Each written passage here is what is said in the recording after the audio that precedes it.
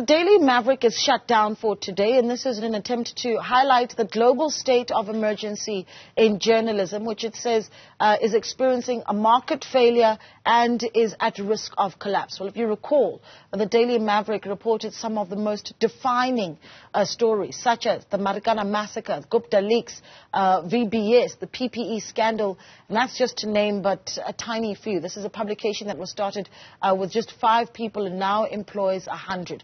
Well, to speak to us about why the 24-hour shutdown, we are joined by Styli, Charalambous, who is the CEO of Daily Maverick. Styli, good morning to you. Thank you so much for joining us. Where did this idea come from, and why have this 24-hour shutdown? Yeah, thanks, Naledi. Thank you for having me, and good morning to you, your viewers. This really come from being in journalism the last 15 years and trying to do this job of public interest journalism for the country in very difficult and trying times, while the global media industry has been going through massive disruption and obviously made worse in South Africa by the state of our politics and a result, the economics of the country as well. So it's been really difficult to grow the organization. We've seen as many of our colleagues have left the industry. We estimate that the losses are around 70% since we started in 2009. And when we look around and see the state of our cities, the state of service delivery, the breakdown in water, the breakdown in services, all of this is being aided by the collapse of journalism. And so we really wanted to highlight how serious this is, and also to highlight the impact between good journalism and a healthy functioning democracy and a growing economy. Yeah, what I've always found interesting about the Daily Maverick, though, is the model that you have used over the years in an attempt to sustain the publication, right, where you've actually even had people sign up and say, well, we can actually work to assist the publication to keep going. Has that not been successful? It has on some extent, and we have been able to grow our organization, but on the whole, the industry itself is unable to sustain itself. Also, what we're trying to do as well is to plug those many holes that we see in coverage in local news, in coverage in education, in coverage in climate. And so when we look around and see all the gaps that have been that have materialized as journalism has been collapsing, we see this massive challenge in being able to fund that growth ourselves, and also to see as many of our colleagues leave the industry. So it is true, a market failure is happening. There's still an incredible amount of value being created for society through journalism, but the current economics no longer work to sustain the production of journalism. So we have a problem, and we need business to help, we need the public to help, and also importantly, we need policy reform and regulations that can actually make the support of journalism easier to happen. Yeah, I'm looking at a report here by the Media Online, also reporting on your shutdown, and essentially what they've said is that the media landscape in South Africa has lost 70% of its workforce since in the last 15 years. I mean, that's massive. That's huge. And perhaps maybe talk to us about what we've lost, because what people may or may not understand is that we actually do see the workforce of the media, if they are brave enough to do their job and have the resources to do so, actually be able to change even the leadership landscape of our country. I mean, talk to me about those examples and what we miss when we don't capacitate the media landscape. Yeah, I think what we really wanted to highlight here today with this shutdown is just the link between what a healthy, functioning democracy looks like and how that impacts every part of our lives, and the role that journalism has played in a country like South Africa, where even the top leadership of this country, right up at the presidency level, has been impacted by the work of investigative journalism and whistleblowers and civil society. And so how does that affect our lives? Let's think back, what would life have been like if state capture was able to continue with the President Zuma influenced and led government? What would the state of the South African Revenue Service have been like if Tom Mayani was allowed to carry on doing what he was doing there?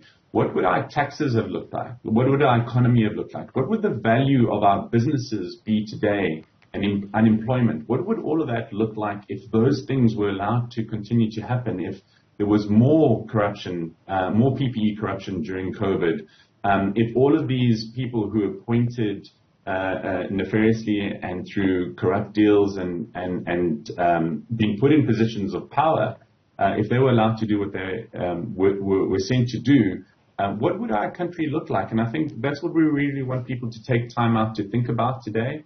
And then once they've done the thinking, is to take action and go, well, how can I support, either as an individual or as a business? How can we get involved? Because things could be much, much worse for us. We could be looking at higher taxes. We could be looking at a much smaller economy. We'd be looking at higher unemployment. And we also need to look around at the state of service delivery in our cities. We have roads exploding in Johannesburg. We have buildings that are, that have been set alight and people are dying. We have water shedding, where we lose almost 40% of the water in our system through lack of maintenance. And obviously load shedding is something that we have come to live with as South Africans. But all of that is from incompetence and corruption and deployment of the wrong people to positions of power. Yeah, we've got, I remember in perhaps the earlier years of our democracy, we had started to develop these investigative journalism units. I mean, whether it be television and print, where investigative journalism was a big feature of how South Africans consumed what journalists were doing. Is that still looking the same? There's a sense that we're seeing even a decline in investigative journalism in South Africa. And especially, it's one of the sectors that has also been hardest hit by this. Newspapers and organizations like ours, which have traditionally housed many of the investigative teams, have been amongst the hardest hit. Newspapers have suffered more than broadcast media, for example. And so the number of investigative journalists we have in this country is way too little for the size of the challenge, for the amount of corruption that happens, for the amount of issues that we have. And as I mentioned, there's almost nothing happening at the local level in terms of investigations and general day-to-day accountability reporting. And we're seeing that in the state of our cities. We have, 85% of our municipalities have qualified audit reports, service delivery failing across the board. And all of that is enabled by the destruction of journalism and local journalism in particular. Let me ask you this. How much of the decline in the media do you think is attributed to the public perceptions that South Africans have around, or perhaps trust that they have in the media, particularly when you have political leaders that come out with quite a few negative things to say about some individual media practitioners, sometimes even media houses. We've seen that previously, where a specific political party has said they simply will not speak to a particular media house. How much of that do you think has led to the decline in media houses? Yeah, it is certainly part of the problem. The decline in trust in media is a global issue. This crisis, as I mentioned, is a global issue itself. So the whole industry has been disrupted. The business model has been disrupted. The rise of mis and disinformation through social media contributes to the problem. Industry has failed to innovate, which has also contributed to the problem. And so we've moved from one failed market of oligopolistic control over the industry to one where the economics no longer work at all. And so all of these are certainly contributing factors, and each of them have contributed to the problem, and each of them require their own approach in solving. There isn't one magic bullet that is going to solve all of our problems. We need everything from better leaders in the industry. We need more innovation. We need policy reform. We need business support. We need to make it easier for businesses and incentivize them to support press council members in South Africa. It gets quite technical when you start saying things like policy reform. I mean, what would that look like in an ideal world for you? Yeah, we consider journalism to be public interest, and the product we create is a public good. Our constitution asks us to do a special job in protecting our young democracy. And yet there are no special concessions to do this job. There's no VAT rebates. There are no incentives to encourage investors into media. There's no tax deductions for taking out a subscription to a newspaper, for example. So these are things that we could do as within a regulatory framework that would help the environment in which journalism operates, and has already proven to be very successful. If you look at the amount of recoveries that the state has been able to effect because of journalism. The business model in the case is there. Like, we should be doing whatever we can to stimulate and incentivize the support of public interest journalism. Is the sector organized enough to represent itself and its members? I mean, you've got the organizations like the South African National Editors Forum, for instance, that one would hope would represent the party sufficiently, even at that policy level. Does more need to be done in terms of organizing the sector then?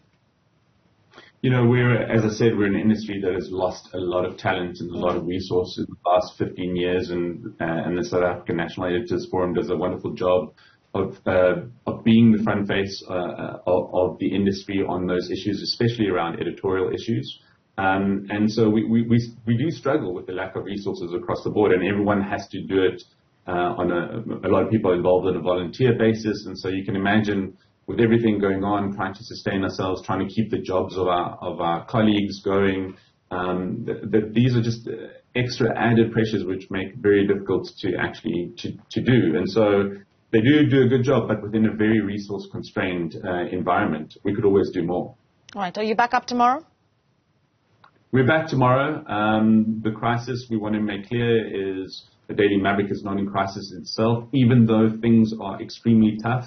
And always have been.